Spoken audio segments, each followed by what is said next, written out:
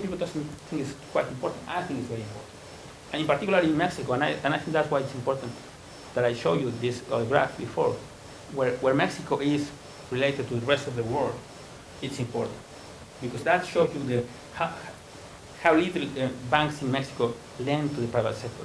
And just to give you another idea, just where are we now? We are now here. This is private credit, domestic credit to the private sector. And at some point we were here. I mean, in the 1960s, banks were lending much more money to the private sector. At some point this collapsed because of the crisis. Has never recovered, actually. Only recovered in a period that actually led to a crisis, because it was very badly regulated. So, but the thing is, we have bad regulation, a lot of monopolies, oligopolies in these key sectors of the economy, and we also have this low educational and human capital labor force in Mexico. So with all that, I think, skip all this, that it is true that, as Hanson said at some point, Mexico's underperformance is overdetermined, in the sense that there are many more explanations that you can think of. But even there are some arguments which are more relevant than others. And some of these, which is very important in terms of the discussion in Mexico, is that they can be addressed without major, and by major reforms, I mean not non-constitutional reforms. Because if you think about constitutional reforms in Mexico, like changing the labor law, for example, which is something that's being discussed for a long time in Mexico, means that you need 2/3 of the votes in Congress. And you will never gonna get that. Not soon, because in Mexico the situation is very polarized right now. There's a lot of political polarization. But instead you can go on trying to make some small reforms, which are basically the responsibility of the executive. So they can be done, and we discussed some of these reforms in this paper that I mentioned before with Hernandez Trillo.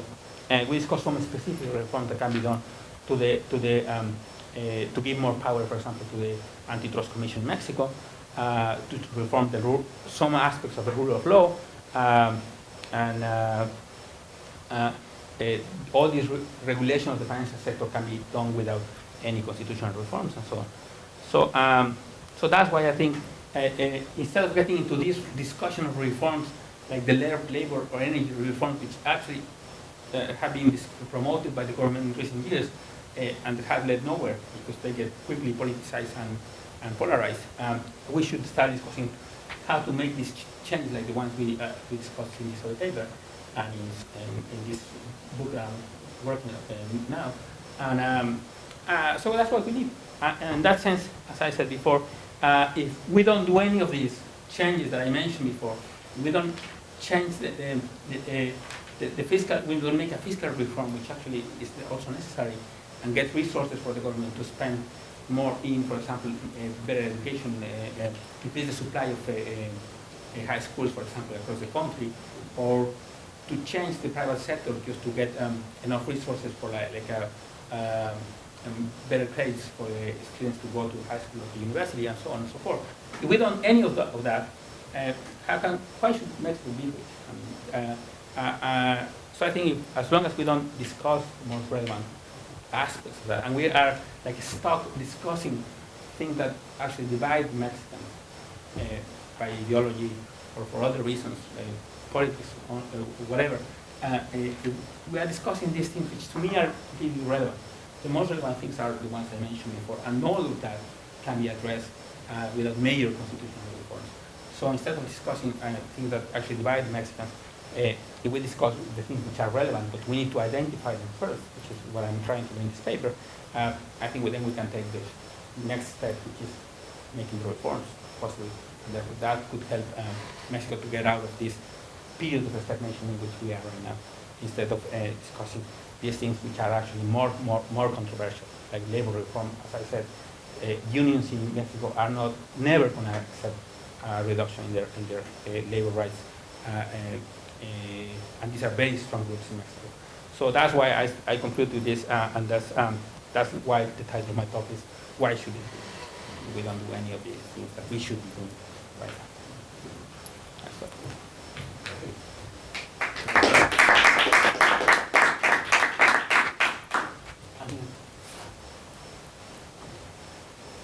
Can you clarify something from your last slide? The conclusion with talking about two different labor reforms. I mean, like in the third bullet, you said that avoid some unnecessary reforms like the labor or energy reform. That could be politicized. That's fine. But then in the other bullet, you said in order to proceed with reform, social and labor reform are also needed. Are you talking about two different types of? Well, yeah. Well, no. Here I'm talking about something different. And I didn't talk a little bit about. I cut a lot of discussion here. But this is at some point I also discussed the fiscal reform. Fiscal reform is also very important because many of the things that you could argue about, I mean, what's needed, in spending from the government. So Mexico has the lowest tax burden in Latin America. The only country that has a similar lower tax burden used to be Guatemala, and now Mexico is the one with the lowest tax burden, which is like 8% of GDP. Just to give you an idea, in Brazil it's like 30% of GDP. So they collect a lot of taxes. Mexico doesn't collect taxes. Mexico actually lives from very small amount of taxes and then from oil revenues. That's it. So the government is very small in Mexico, relatively small, and cannot spend, for example, investing on infrastructure, which is something else I discussed in the paper. Infrastructure cannot invest on education. I mean, expanding like the supply of high school or university or things like that cannot be done from the public sector perspective because they doesn't have resources. So here, there's another discussion about what do we need in terms of fiscal reform. And what I argue here is that we need something that guarantees vertical and horizontal equity, which means that horizontal equity means that everybody that earns a wage or an income, if it's the same level of income, should pay the same rate. That doesn't happen in Mexico. In Mexico, there are some sectors. For example, which I'm a wage, I earn a wage, I have to pay taxes. I mean, there's no way I can avoid paying taxes. But there are some sectors in Mexico which, for law, are exempted. So people can earn twice as much as I do. Or rich people, for example, gets a lot of their resources from capital gains, and they don't pay taxes at all. In the U.S. here, they pay a smaller tax rate than the income tax rate. But it's like 15%. In Mexico, you don't pay anything. So rich people actually can get around and do not pay any taxes. People in some sectors, like agricultural sector, for example, they don't pay any taxes. They are exempt from paying taxes. So that's why we need a fiscal reform. Now, but what I said is that fiscal reform, just to collect more taxes, is going to be blocked very easily, which is what has happened in the past. So we need to do something like more comprehensive. Saying, I'm going to do this tax reform, but I'm going to give you all these other things in return. For example, that's why it's called the social and labor reform. So we need, for example, we don't have in Mexico unemployment insurance. So the unions can say, well, okay, I can accept changes in the law, and I can accept that you take some rights from that I had already won in the past. But if you give me, for example, an employment insurance, which we don't have right now in Mexico, or the social reform, which means that you need to have, for example, health insurance. Well, you don't have health insurance. If you get unemployed, you don't get any health insurance in Mexico. So you need to offer something in return to the increase in tax collection. And you have to. The government needs to commit itself to say, I'm going to raise taxes, but I'm going to do this with your money. Because so far the government in Mexico has collected more income, for example, from the recent oil boom, which has actually expanded with no, has been actually dilapidated the revenues from the oil boom. And that's because there is nothing in place in which the government can commit itself to do, if I get all these extra revenues, I'm going to do this with this one. So that's why and some of the parts of the paper, of the book, where I'm discussing this thing about why do we need a more comprehensive approach. So we need a fiscal reform to get more money for the government. The government needs to commit itself to spending in a better way than has done it so far. With regard to spending tax revenue, can you comment on the concentration of that? How centralized? I mean, what is being invested in, and how much does it cover sort of the country as a whole? Or? Basically, most of the Mexico's public finances have some problems. On the one hand, on the revenue side, Mexico depends a lot on oil revenue. So like in an average year, like 1/3 of total revenues come from oil, more or less. In oil years, like the ones we have had in the past, that goes like to 40%. So Mexico gets a lot of money from this revenue. Now, on the expenditure side, most of that goes through, I mean, Mexico has this, or well, any government has, can spend money in current expenses or investments, capital expenses, which is like investment, like infrastructure. So most of the resources go to the current expense, which only means that when you have extra money, then you start hiring more people, paying more to the workers and so on, to the bureaucracy, and therefore, like 90% of total expenses go to current expenses from the government. And that's why I think the government needs to make a commitment to say, if I get more resources, I'm going to spend them here. Since, because so far what the government has been doing only to take additional resources is actually increasing the size of the government in terms of bureaucracy or in terms of social transfers, which are fine. I'm not against social transfers. I think it's very important. But social transfers alone, as I showed you before, even though have increased substantially in the past few years, are not enough as to get people out of poverty. So you need to commit to do something else with those resources. And to me, I think the most important thing, and this we talk a lot about that, but this is investing on infrastructure. I mean, part of the reason why Mexico probably is not going that fast in recent years because the government stopped doing what it used to do. The government in Mexico used to invest a lot in which is called public goods, like building infrastructure, ports, airports, highways, and providing electricity and so on and so forth. And that attracted more private investment in those areas. And since the government stopped doing that, so there is no public investment, there is no private investment following, and I think that's part of the problem. So we need to invest much more resources in public. But in order to do that, the government needs to change, but the government doesn't have any incentive to change, unless it is being done in the context of a more comprehensive reform, and that's why I always discuss that not here, but in the book, larger version. Okay. But this is like the other part which I didn't actually address here, which is very important in the role of the government. So I just discussed here things which are like a smaller reform, particularly focusing on the private sector, the financial sector, and labor market.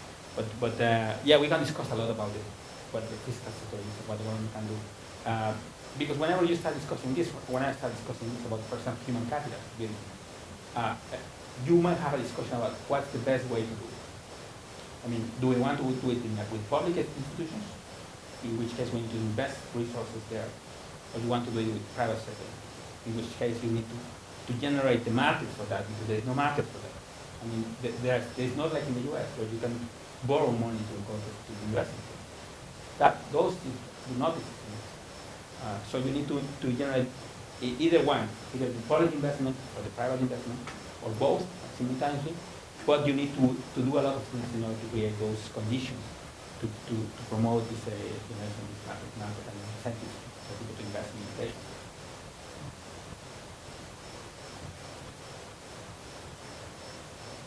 Yeah, what you were saying about Mexico, the oil boom, reminding me of what I was just reading about Chavez and the oil boom. In a way, that I've heard the similar critiques about what he's done with social transfers and increasing the size of government. So it seems kind of strange that the Calderon government would be guilty of the same kind of squandering as you were saying. Is that true to say? Is there also this element of clientelism? Well, in some sense it is. I mean, but it's not just Calderon. It was started actually with President Fox. Right. And it's quite important. I mean, the resources they got were very substantial. They were much higher than any fiscal reform that had been proposed before. So they got all these extra resources. But since that is not regulated, since that is like a windfall. So when they do the budgeting process, they say, okay, we're expecting these resources. If the price goes up, then this is a windfall. So what do we do with that? It's very discretionary. So there is no rules on that. And that's why I think you also need a rule there. And actually I have another paper where I discuss what rule should that be. But then what the government does is precisely do what any government would do, not just Chavez.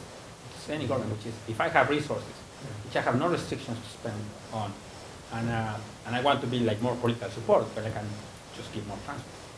And that's expecting probably to get more political support. And that's what the government is doing. And that's probably what Chavez did in Venezuela, but this is also what the Panistas government in Mexico are doing. Because this is a rational, I mean, at least self-interested thing to do. But probably it's not the best thing to do in terms of the long-term perspective of the country.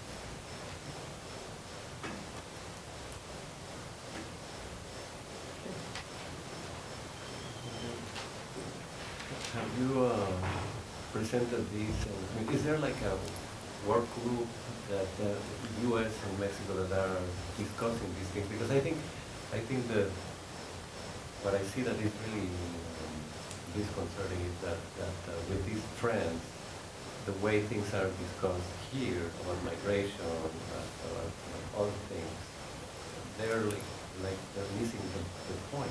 Yeah, well, I agree completely. I mean, but I discussed it with many people. The problem with this kind of discussion is the government is not open, unfortunately, to this discussion. I mean, the government believes that you go and discuss with them. I have many friends there in the government, because when I studied my PhD, I had many of my classmates are now in the government at very high levels. But they are actually, if you talk to them, they live in a different world. I mean, their perspective is completely different. Mexico doing well, it's no problem. We are doing the best thing we can do. We have been facing difficult circumstances, but we are doing all this and that. But from a long-term perspective, which is more or less what I'm trying to do, I think the results are not that good. I participate in many groups, in many discussions, in many arenas, and so on. And that's part of the division in Mexico, of the polarization that I was talking about. On the one hand, there's a group like the ones in which I belong and I participate in, which are very critical of what the government is doing, with the good arguments, I think, or with, based on data and all that, not just ideology. And we are not participating in this. We are not from a political party perspective. But on the other hand, the government, which is very close to this discussion, and the government believes that everything is going well. And that's quite unfortunate. And that's why I think, and that's why they are proposing things like the labor reform, which I think is going nowhere. Or the fiscal reform without commitment on spending social reform, which again is going nowhere. So all these reform, I mean, and then you find all this. I skipped that at some point, but one of the arguments that has been pointed out is as explanation for this situation in Mexico is the political situation, because what they say is everything gets stuck in Congress, and I don't think that's the reason.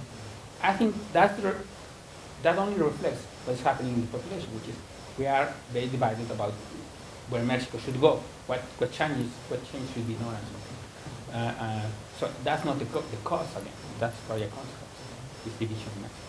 And but yeah, there is actually I would say there is no debate about this within the Mexican or with the Mexican government. There's some discussion within the society and so on, but not with the Mexican government. The Mexican government is like completely isolated from the discussion. And you see what they say, you see the report. I mean, Mexico is doing fine, and Mexico is doing well, and we are recovering from the crisis and all that. This is, they live in a different world. I tell you. I mean, I talked to many of them, many foreign seminars, forums and all that, and completely have different view in terms of what's important, what's not.